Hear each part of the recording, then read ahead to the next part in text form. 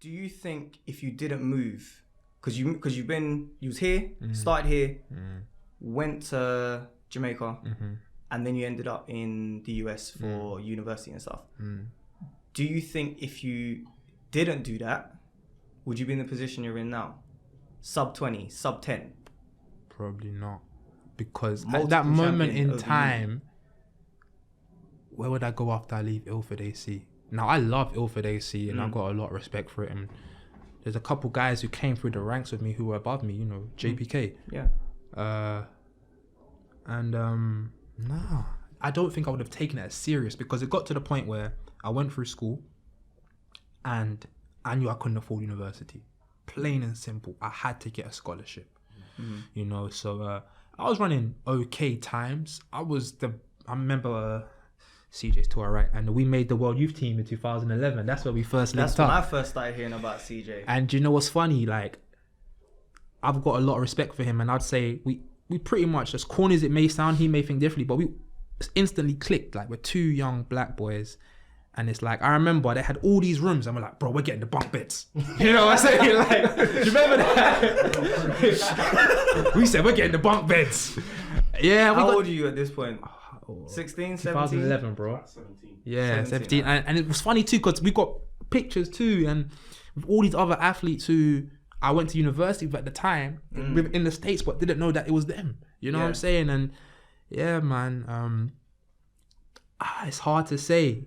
Like, I got a big drive to go to university on the strength of athletics. Like, it's open, so it paid for my school. Like, I graduated a degree in international trade and finance, you know what I'm saying? So I took school very serious. I wanted to get that in there too, do you know what I'm saying? But don't be fooled, people. Yeah, nah, I'm playing. I'm playing. Nah, but it's like, it got to the point where I said to myself, okay, am I going to try pursue a career in athletics professionally, or should I just stick to the books? And it got to the point where it's like, all right, boom, let's see what schools come to me. Because I passed the SATs first time I'm asking, so I've gone through the clearinghouse process, which basically means in academic standing you're allowed to go to university in Division 1, which is the biggest thing, because you can have the ability athletically, but a lot of international students have to go to a junior college first, and they can lose their way there because it is hard. Do you know what I'm saying? And so I was able to get into a D1 school, and an alumni of my high school in Jamaica College was the middle distance coach at a school called Villanova. Which is like a what do you guys call it over here? Russell, what's it called when there's schools like creme de la creme, but it's not Ivy League, like Russell League school, I think it is. Like Loughborough's like Russell Brand. Yeah, like a Russell Brand school. They're really good schools, but they're not in the same breadth as Oxford and Cambridge, but they're right below. So Villanova is not an Ivy League school, but it's literally Brown, Columbia, like it's mentioned in the same breadth, but it doesn't have that title because Ivy League, I think you have to be so many years old or something like that. And so I would have got into that school. If I graduate from there, degree in economics, I'm looking at a very good paying job. Now, LSU is not as prestigious academically, but athletically, it can't be mentioned in the same breath because they produce some of the Odell Beckham, Shaquille O'Neal, Ben Simmons, Pistol Pete, Patrick Peterson.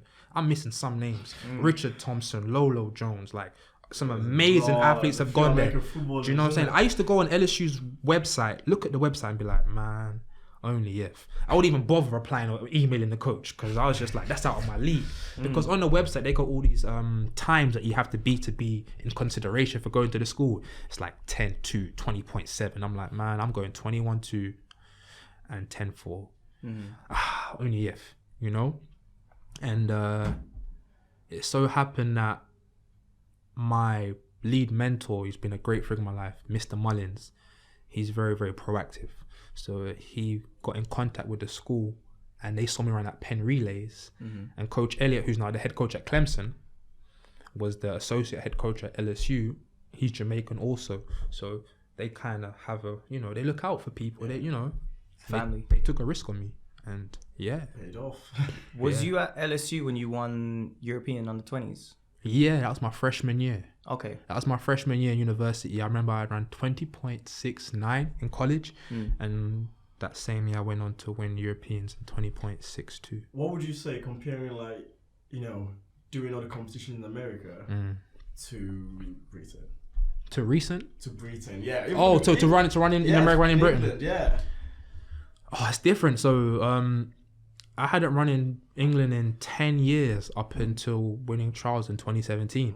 So 2016 I was supposed to run after going 1995 and 10 or 9 that year, but I'd pulled my hamstring at NCAAs.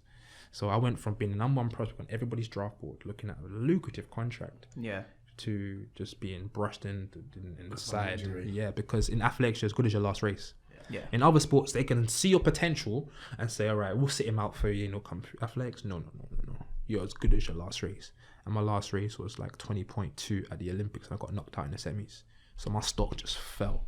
The buzz had gone. All shoe companies allocate their money. And then they're like, oh, yeah. Had to come back to school. I was on the Mercedes website looking at cars. You can build your car. Yeah. I was building my car, boy, and I was like, I gotta wait some time now. I just got to eat humble pie all over again.